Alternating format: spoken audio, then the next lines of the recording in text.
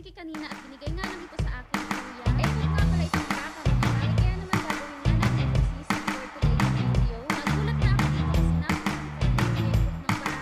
Nakatikim na rin ba kayo ng ekop ng baka, mga mare? Yung mga ganitong pagtingin.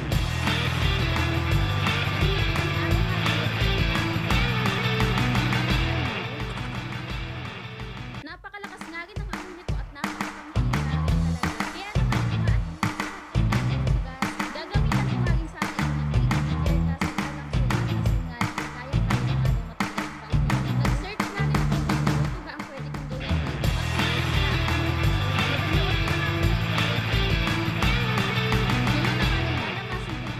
Nito ay kailangan nga rin talagang linisin. May mga balahibo pa nga ito kaya naman tatanggalin natin yan mamaya. Ito nga pala yung ilalim mga mari at may mga dugo pa nga ito kaya naman nilagyan ko na nga rin ito ng asin. Sabi ko naman sa inyo, asin lang talaga ang gamot para sa mga kabit na nangangate. Oops, sorry, baka may magalit na naman nakabit dyan.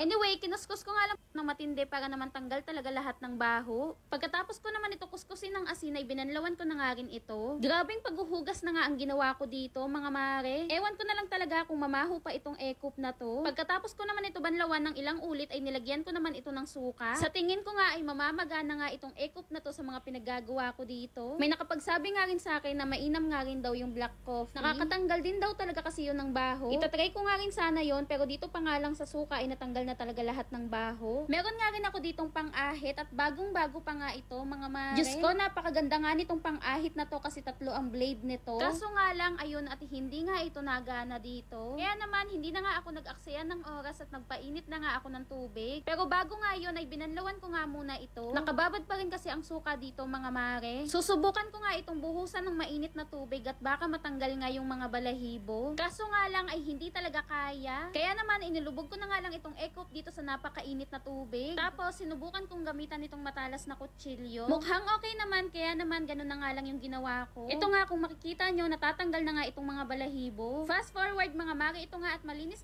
na nga itong ekop. Yung mga itim-itim na yan ay discoloration na nga yan, mga mare. Okay na nga ito, pero binanlawan ko pa nga ito ng huling beses. Syempre, mas maganda talaga kapag ka malinis ang ekop. Ikaw ba, gugustuhin mo bang kumain ng balansang ekop?